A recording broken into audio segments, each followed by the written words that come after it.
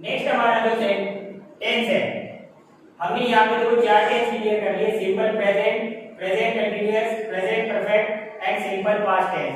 अब हमारा नेक्स्ट जो टेंस हम ले रहे हैं वो है हमारा past continuous. Past continuous tense में जो आइडेंटिफाई होता है, जो हम आइडेंटिफाई करते हैं, पहचान करते हैं, वो क्या है? वॉज वर्ब, हेल्पिंग वर्ब होगी सेंटेंस के अंदर, एक्टिविटी में वॉज या वर्ब प्लस उसमें वर्ब के साथ में आईएनजी फॉर्म होगी। Like example first, our first example is Mohan was reading a book. Look here, Mohan is subject, was is helping verb because Mohan is singular here, so helping verb is was.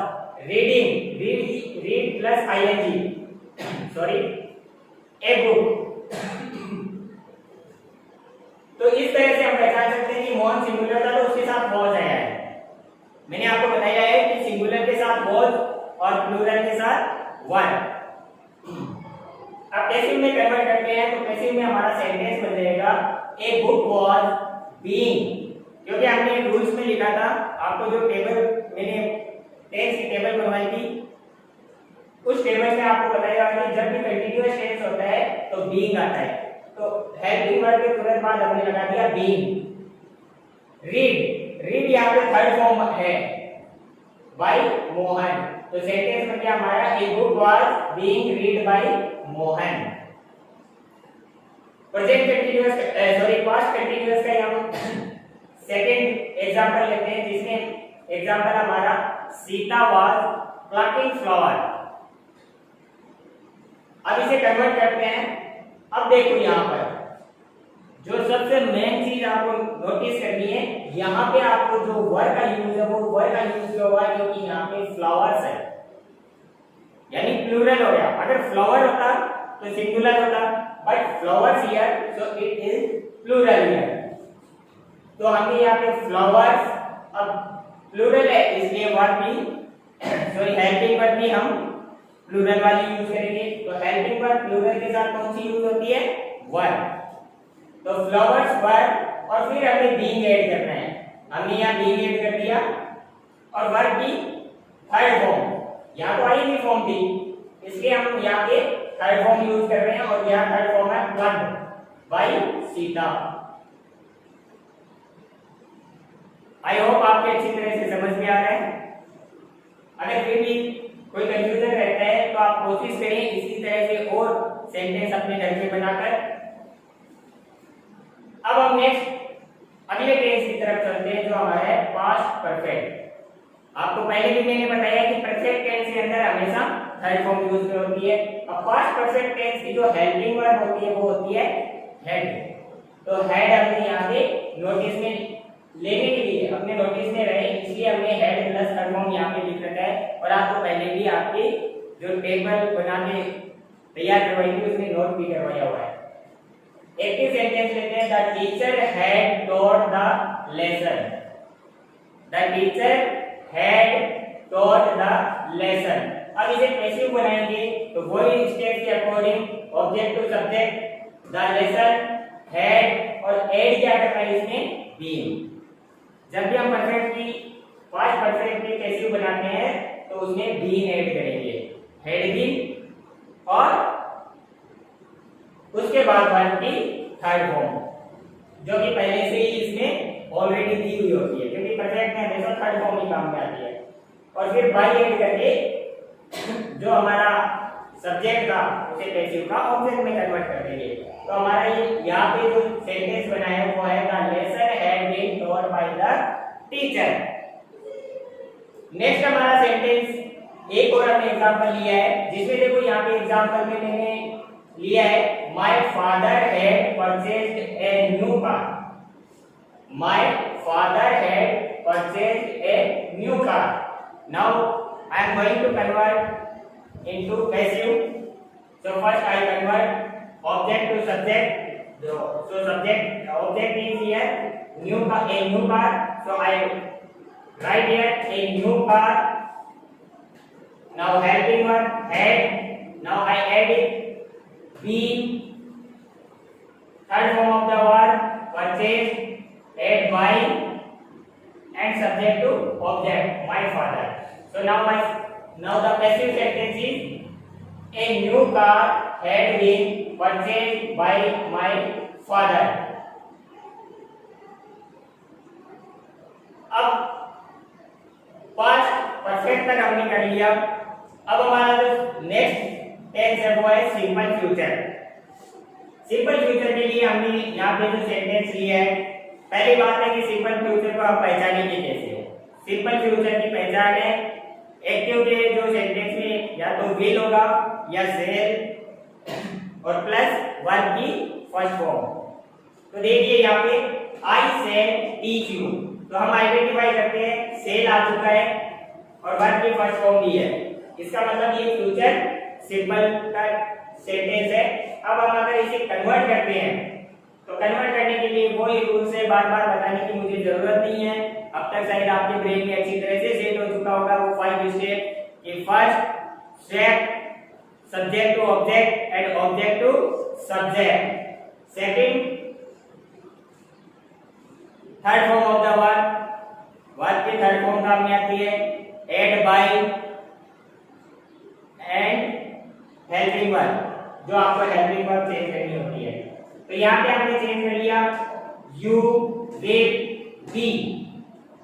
जब भी हम इसका बनाएंगे तो यहाँ पे हमने rules में लिखा है कि जैसे कंटिन्यूअस में बीइंग यूज किया था हमने, इसी तरह से सिंपल फ्यूचर में हम विल के बाद या सेल के बाद बी यूज करेंगे। वर्ब की third form dot by add किया और यहाँ आई है तो आई प्रोनाउन को अगर आप कन्वर्ट करते हैं तो आई हमेशा मी में कन्वर्ट होता है। तो ये सेंटेंस हो गया हमारा you will be taught by me. Second sentence हम लेते हैं जिसमें देखते हैं दे विल बीट मी।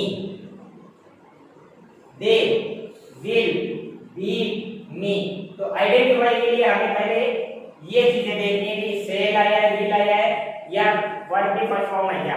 अगर ये है तो इसका मतलब सिंपल फ्यूचर टेंस है। अब हम इसे कन्वर्ट करते हैं तो मी हमेशा किसमें कन्वर्ट होगा, आई में। आई मी में कन्वर्ट होता है तो मी आई में कन्वर्ट होगा। तो यहाँ पर हम देखते हैं I shall be beaten by them. They them में कन्वर्ट कर दिया हमने। तो इस एग्जांपल से आप सिंपल फ्यूचर टेंस के एक्टिव को पैसिव में कन्वर्ट करना आसानी से सीख सकते हो।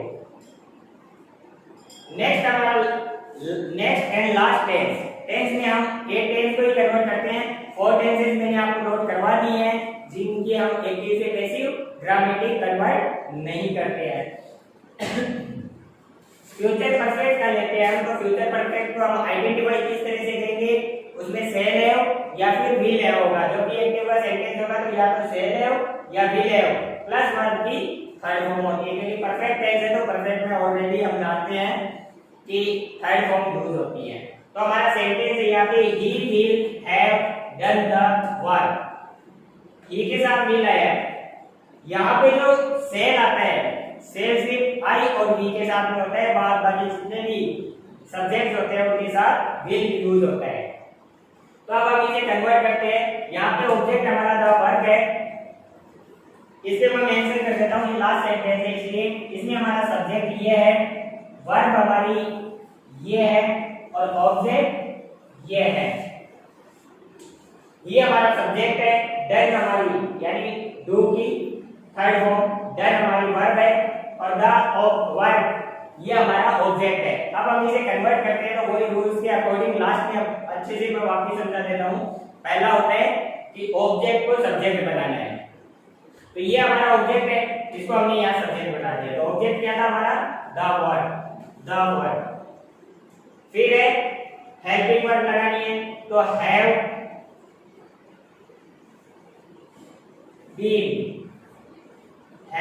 बीन, हैव यहाँ दिया हुआ है और बीन हमें ऐड करना है। तो हम हैव के साथ बीन ऐड कर देंगे तो ये हो गया the verb have been. Verb की थर्ड फॉर्म ऑलरेडी सेंटेंस में है तो डन ऐड करना है बाय और सब्जेक्ट को प्रोनाउन के अनुसार कन्वर्ट करना है। तो यहाँ ही था, ये हिम में कन्वर्ट हो जाएगा। इस तरह से हमारा ये सेंटेंस कन्वर्ट हुआ। नेक्स्ट एक सेंटेंस और लेते हैं जो हमारा फ्यूचर परफेक्ट है ये, we shall have told a story, we shall have told a story. तो इसमें हमें क्या करना है, स्टोरी में वही तरीका है, पहले ऑब्जेक्ट को सब्जेक्ट, तो ऑब्जेक्ट हमारा ये स्टोरी था, इसको सब्जेक्ट बना दिया, हेल्पिंग वर्ब हमने, क्योंकि यहाँ पे ना तो आई है ना बी है, ये स्टोरी है तो हम यहाँ पे विल यूज करेंगे, तो ए स्टोरी विल। अब हेल्पिंग वर्ब के साथ हैव, विल हैव, या विल हैव से लेना था तो विल हैव हमने ले लिया, और प्लस हम बीन ऐड कर देंगे, तो बीन हमने यहाँ ऐड कर दिया। वर्ब के third form told, by, add by कर दिया, और वी जो प्रोनाउन होता है वो किसमें कन्वर्ट होता है, अस में, तो हमने यहाँ अस में कन्वर्ट कर दिया। इस तरह से ये जो 8 टेंस के 8 टेंस के एग्जांपल्स मैंने आपको यहाँ पर नोट करके बताए। इसके बाद हमने मॉडल्स लिखे थे, तो मॉडल्स के एग्जांपल में मैंने आपको बताया था कि आपको कुछ नहीं करना, जैसा एक्टिव में सेंटेंस होता है उसको बिल्कुल इसी पैटर्न से चेंज करना है, और चेंज करने के बाद आपको करना क्या है, उसमें बी ऐड करना है। कुछ एग्जांपल्स मैं आपको बता देता हूं ओरली, जैसे मान लो सेंटेंस हमारा आई कैन डू इट, हमने सेंटेंस लिया आई कैन डू इट, तो इसमें मॉडल कौन सा हुआ, मॉडल है कैन।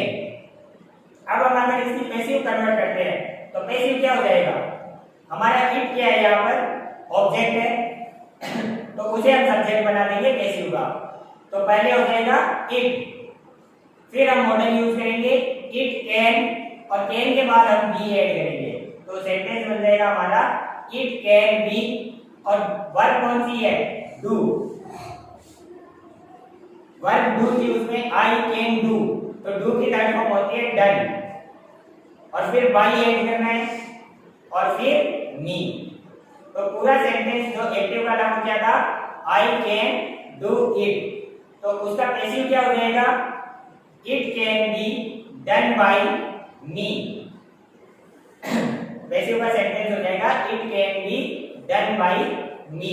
इसी तरह से एक एग्जांपल और ले लेता हूं मैं, जैसे मे से जो हमारा होता है मॉडल्स, उसका ले लेते हैं। सेंटेंस है हमारा ही ने सॉल्व दिस प्रॉब्लम, ही ने सॉल्व दिस प्रॉब्लम, तो इसका पैसिव सेंटेंस क्या हो जाएगा, इसका पैसिव सेंटेंस होगा this problem may be solved by him. Active का सेंटेंस क्या था हमारा, ही मे सॉल्व दिस प्रॉब्लम, तो पैसिव का सेंटेंस हमने क्या बनाया, this problem may be solved by him. दो एग्जांपल और मैं आपको बता देता हूं, जैसे अब हम नेक्स्ट एग्जांपल ले लेते हैं मस्ट का, तो मस्ट का एग्जांपल हम लेते हैं ही मस्ट ओबे मी, एक्टिव का सेंटेंस है हमारा ही मस्ट ओबे मी, जब हम इसे पैसिव में कन्वर्ट करेंगे तो क्या बन जाएगा, आई मस्ट बी, देखो जहां पे भी मॉडल्स आ रहे हैं उसके बाद में सिर्फ हमें बी ऐड करना है, बाकी रूल्स वही है, जो स्टेप्स हमने सीखी थी वही स्टेप्स है, तो स्टेप्स के अकॉर्डिंग हमारा सेंटेंस बनेगा I must be obeyed by him.